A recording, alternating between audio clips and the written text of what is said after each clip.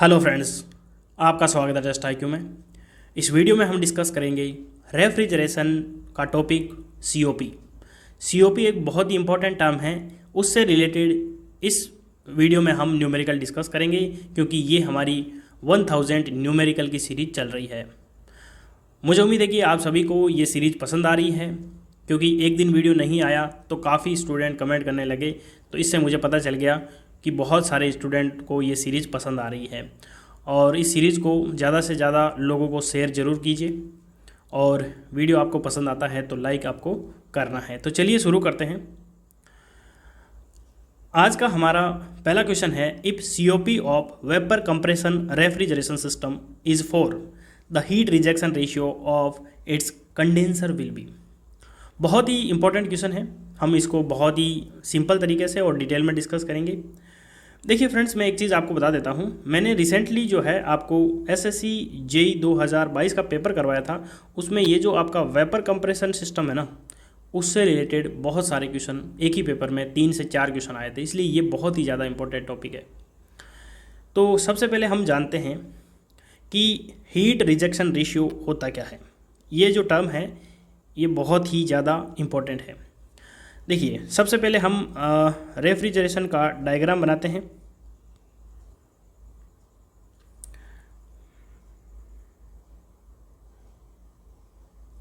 देखिए, यहाँ पे हमारा हाईएस्ट टेम्परेचर होता है और इधर आपका लोवेस्ट टेम्परेचर होता है। ये है हमारा रेफ्रिजरेटर और ये वर्क एब्जॉर्ब करता है। देखिए, हीट रिजेक्शन रेशियो होता क्या है, सबसे पहले आपको ये जानना है। यदि मैं बात करूँ हीट रिजेक्शन रेशियो की, it is the ratio of heat rejected by condenser to the heat absorbed by evaporator. क्या बोल रहा हूँ मैं बोल रहा हूँ heat rejected by condenser to the heat absorbed, यानी कि ये हीट रिजेक्शन रेशियो होता है heat rejected by heat absorbed. अब देखिए, ये जो आपका वेपर कंप्रेशन रेफ्रिजरेशन सिस्टम है, इसमें एक तो आपका कंप्रेसर होता है, फिर कंडेंसर होता है, फिर एक्सपांसन डिवाइस होती है, उसके बाद में इवेपोरेटर होता है। तो कंडेंसर क्या काम करता है, हीट रिजेक्ट करता है, और जो हमारा इवेपोरेटर होता है वो हीट एब्जॉर्ब करता है। तो इन दोनों का जो रेशियो होता है उसे हम बोलते हैं हीट रिजेक्शन रेशियो। तो ये पहली टर्म मुझे उम्मीद है कि आपको समझ में आ गई है। अब इन दोनों में रिलेशन क्या होगा वो हम डिस्कस करेंगे। देखिए, इवेपोरेटर जैसे मान लो आपके रूम में जो AC होती हैं, वो रूम से जो हीट एक्सट्रैक्ट करता है वो होता है इवेपोरेटर। तो वो रूम का टेम्परेचर पहले से ही लोवेस्ट है, उसको और लोवेस्ट करेगा, यानी कि वो हीट जो है एब्जॉर्ब करेगा, और कंप्रेसर वर्क जो है एब्जॉर्ब करेगा, और कंडेंसर से हीट जो है रिजेक्ट होगी। ठीक है। तो COP क्या होती है? COP होती है हमारी desired effect upon work input, यानी कि यहाँ पे डिज़ायर्ड इफेक्ट क्या है, लोवेस्ट टेम्परेचर, यानी कि जो है हीट एब्जॉर्ब आ जाएगी। यहाँ पे हीट एब्जॉर्ब, रेफ्रिजरेशन इफेक्ट हमारा क्या है, heat absorb upon work input. अब देखिए कितना बाहर जा रहा है, इसके कितना अंदर जा रहा है, यानी कि QR बराबर क्या हो जाएगा, W + QA, यानी कि मैं कह सकता हूँ वर्क डन कितना हो जाएगा, heat rejected minus heat absorb. तो यहाँ पे COP क्या होती है, COP होती हैं हमारी refrigeration effect upon work input. तो रेफ्रिजरेशन इफेक्ट तो ये हो गया, और वर्क इनपुट हो जाएगा heat rejected minus heat absorb. तो देखिए, इसको हम थोड़ा मॉडिफाई करते हैं। हीट एब्जॉर्ब को मैं नीचे लेके जाता हूँ, तो यहाँ पे Q rejected by Q absorb -1 हो जाएगा।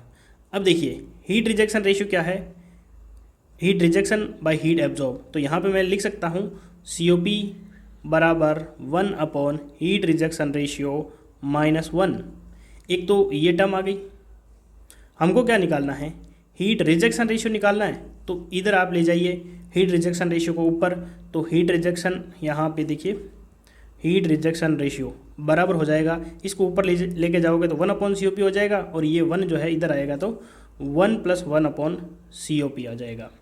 तो आपको COP कितनी दे रखी है, 4 दे रखी है, तो 1 + 1/4, 1/4 कितना होता है, 0.25, यानी 1 + 0.25 यानी कि 1.25। ये हमारा आ गया हीट रिजेक्शन रेशियो। तो ऑप्शन यहाँ पे सी करेक्ट हो जाएगा। तो फ्रेंड्स यहाँ पे एक तो आपको हीट रिजेक्शन रेशियो का फॉर्मूला पता होना चाहिए, दूसरा आप सीओपी और हीट रिजेक्शन रेशियो में क्या रिलेशन है ये पता होना चाहिए। तो दोनों फॉर्मूले आप डायरेक्ट याद कर लीजिए। अगला क्वेश्चन देखते हैं। In a ideal vapour compression refrigeration cycle the specific enthalpy of refrigerant kilojule per kilogram at the following stages is given as inlet of condenser 283, outlet दे रखा है, एग्जिट ऑफ इवेपोरेटर दे रखा है और आपको सीओपी निकालनी है।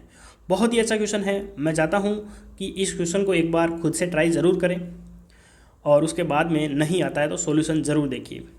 देखिए हम बात करते हैं वेपर कंप्रेशन रेफ्रिजरेशन साइकिल की। तो पहले मैं स्कीमेटिक डायग्राम बना देता हूं, उसके बाद में मैं आपको डीएस डायग्राम समझाऊंगा और उसके बाद में मैं आपको सॉल्यूशन करवाऊंगा ताकि एक एक चीज़ आपको क्लियर हो सके। देखिए 4 चीज़ें होती है इसमें, तो मैं एक रफ डायग्राम बना लेता हूं ताकि आपको ईजिली समझ में आ सके। देखिए सबसे पहले हम बात करते हैं जो हमारा रूम होता है जहाँ से हीट जो है एब्जॉर्ब की जाती है, वो होता है आपका इवेपोरेटर। क्या होता है? इवेपोरेटर। उसके बाद में ये जो रेफ्रिजरेंट जो हीट एब्जॉर्ब करके किस में जाएगा? कंप्रेसर में। और ये कंप्रेसर इसको जो है कंप्रेस्ड करके कहाँ भेज देगा? कंडेंसर में। कंडेंसर में। और कंडेंसर क्या करेगा? इसकी हीट रिजेक्ट कर देगा और फिर ये जो है हमारी एक्सपांसन डिवाइस लगी रहती है तो इसमें एक्सपांड हो जाएगी। तो देखिए मैं यहाँ पे 1 लिख रहा हूँ, इसका एग्जिट 2 हो जाएगा, 3 और इसका एग्जिट 4। अब हम बनाते हैं इसका टीएस डायग्राम। ये हो जाएगा हमारा टीएस डायग्राम। देखिए 1 से 2 के बीच में क्या है? कंप्रेसर है, तो ये कंप्रेस्ड कर देगा। उसके बाद में आपका लगा रखा है कंडेंसर, ये कंडेंसर बन जाएगा, यानी 1, 2 और ये 3। और 3 और 4 के बीच में एक्सपांसन डिवाइस है जो थ्रोटलिंग प्रोसेस करती है, यानी कि आइसोएंथैल्पिक प्रोसेस होता है। तो ये हो जाएगा 4। अब आप समझ गए हैं। देखिए अब ध्यान से हम क्वेश्चन को वापस देखते हैं। इनलेट ऑफ कंडेंसर, अब ये कंडेंसर कहाँ है? 2 और 3 के बीच में। तो इनलेट क्या हो गया? 2 पॉइंट, यानी कि ये आपको एंथैल्पी दे रखी है H2 बराबर 283 किलोजूल पर किलोग्राम। उसके बाद में आउटलेट ऑफ कंडेंसर, यानी कि ये आपको H3 की वैल्यू दे रखी है कितनी? 116।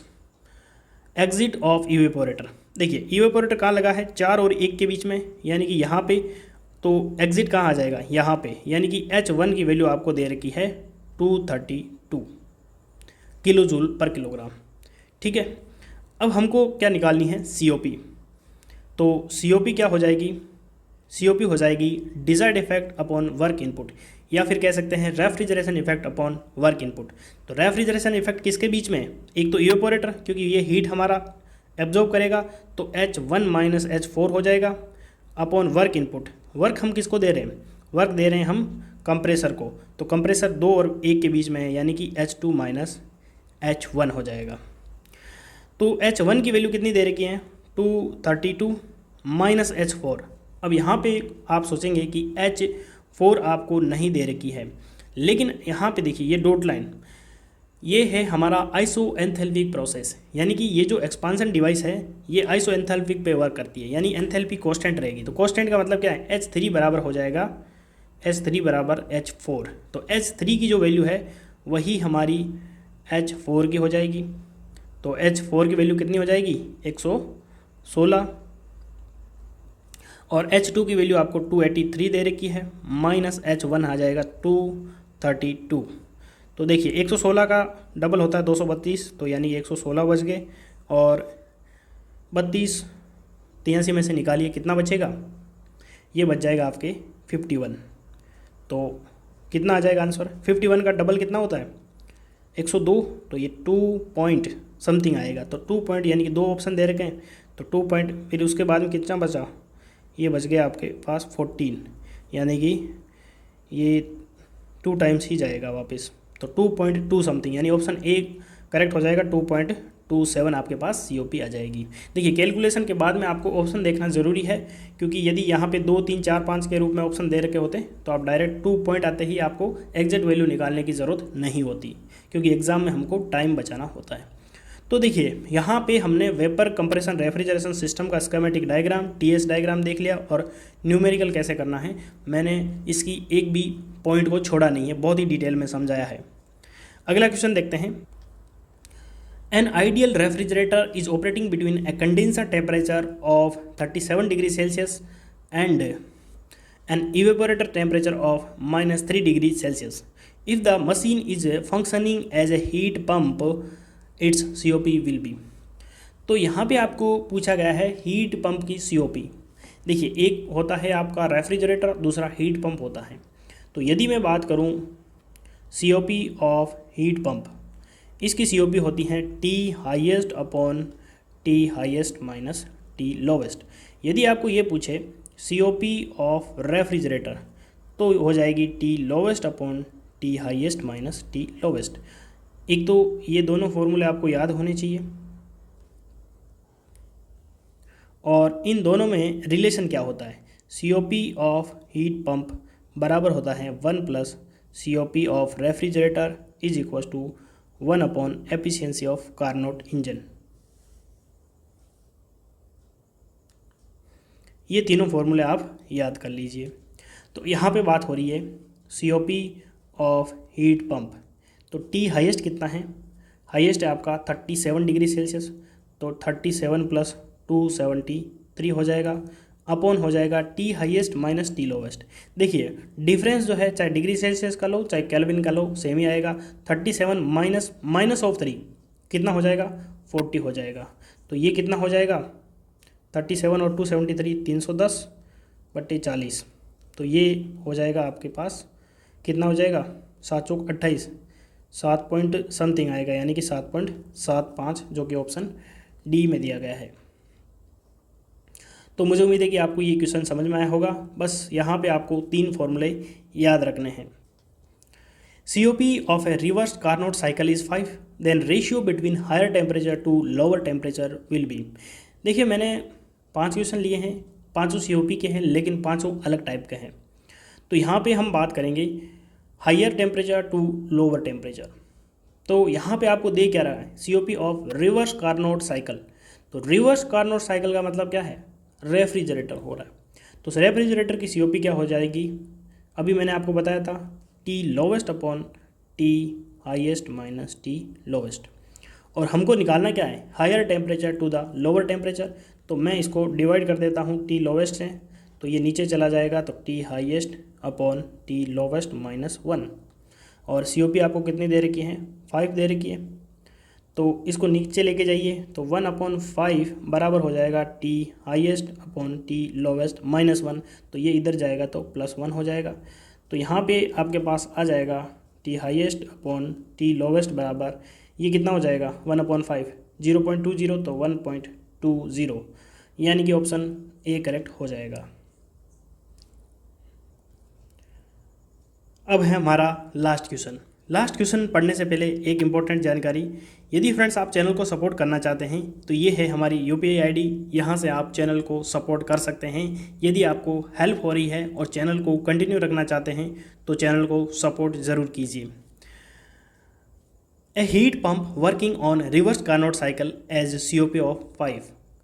If it is work as a refrigerator taking 1 kilowatt of work input, the refrigerating effect will be। तो यहाँ पे आपको रेफ्रिजरेटिंग इफेक्ट निकालना है, तो कैसे निकालोगे, देखिए मैंने जो फॉर्मूला अभी पिछले क्वेश्चन में बताया था तो वही अप्लाई होगा। तो यदि आपने ध्यान से पिछले क्वेश्चन देखे हैं तो ये क्वेश्चन आप इजीली कर पाएंगे। तो एक बार ट्राई ज़रूर कीजिए। देखिए यहाँ पे आपको क्या दे रखा है, हीट पंप जो है उसकी आपको COP दे रखी है 5। तो COP ऑफ हीट पंप आपको निकालना क्या है, रेफ्रिजरेटर इफेक्ट। तो COP ऑफ हीट पंप बराबर होता है 1 प्लस COP ऑफ रेफ्रिजरेटर। तो यहाँ पे मैं COP जो है रेफ्रिजरेटर की निकाल लूँगा, क्योंकि हीट पंप की दे रखी है, तो 5 - 1 यानी कि 4 आ जाएगी। और COP ऑफ रेफ्रिजरेटर की क्या होती है, refrigerating effect to the work input. तो हमारे पास रेफ्रिजरेटर इफेक्ट आ जाएगा वर्क इनपुट इंटू 4। तो वर्क इनपुट आपको दे रखा है कितना 1 किलोवाट, तो 1 इंटू 4 यानी कि 4 किलोवाट आपके पास रेफ्रिजरेटिंग इफेक्ट आ जाएगा। तो ऑप्शन यहाँ पे डी करेक्ट हो जाएगा। तो फ्रेंड्स यहाँ पे हमने 5 क्वेश्चन जो है COP के डिस्कस किए हैं। 5 क्वेश्चन अलग टाइप के थे, तो मुझे उम्मीद है कि COP जो है ये टॉपिक आपके क्लियर हो गया। और मैं एक चीज़ आपको बता देता हूँ, JEE लेवल के जितने भी एग्ज़ाम हैं यदि वहाँ पे इस टॉपिक से रिलेटेड कोई न्यूमेरिकल पूछा जाएगा तो COP से ही पूछा जाएगा। और ये 5 क्वेश्चन आप अच्छे से कर लेंगे तो एग्ज़ाम में कभी क्वेश्चन गलत नहीं होगा। तो फ्रेंड्स मुझे उम्मीद है कि आपको वीडियो पसंद आया है, और वीडियो पसंद आया तो वीडियो को लाइक ज़रूर करें, चैनल पर नए हैं तो सब्सक्राइब ज़रूर करें। Thank you.